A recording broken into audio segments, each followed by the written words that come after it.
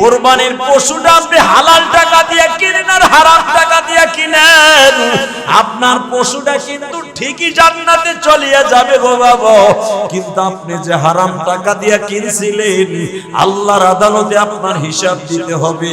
কারণ কোরবানির সব পশু বাজান কোরবানির জন্য কবুল হবে না। কোটি কোটি পশু গাবতলির হাটে, হাসনাবাদের হাটে, পোস্তগোলার হাটে, মিরপুরের হাটে, ক্যান্টনমেন্টের হাটে, আল্লাহ এমপি সাহেবের বাড়ির সামনে আল্লাহ কত আলোকদের মাঠে কত লাখ লাখ গরু আসছিল, সবাই কিন্তু বিক্রি হয় নাই। কেউ গাড়ি বলিয়া লইয়া গেছে ফেরত, আমারে তুমি তোমার এই বান্দার বাড়ি পাঠিয়ে দিছো মালিক, আমার কোনো দুঃখ নাই, আমার গলাটা পাতায় দিব চাকুর সামনে, কিন্তু তুমি আমার সাথে একটা ওয়াদা দাও, আমি তো তারে বাঁচাই দিয়ে গেলাম কিন্তু ও তো বাঁচবো না, আমারে খাওয়ার পরে যদি নামাজটাও ঠিক মতো না পড়ে ঘুমালি, আর কোরবানির টাকার মধ্যে যদি সুদ ঘুষের টাকা থাকে, মানুষকে মাইরের টাকা থাকে, আমি রব্বে কারিমের কাছে তোর বিরুদ্ধে আদালতে নালিশ করব।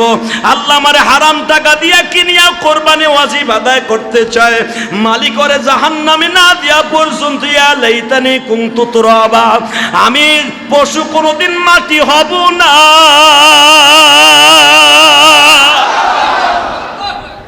আমি পশু মাটি হব না, কারণ এই গরু ছাগল বিচার কিয়ামতের মাঠে হবে।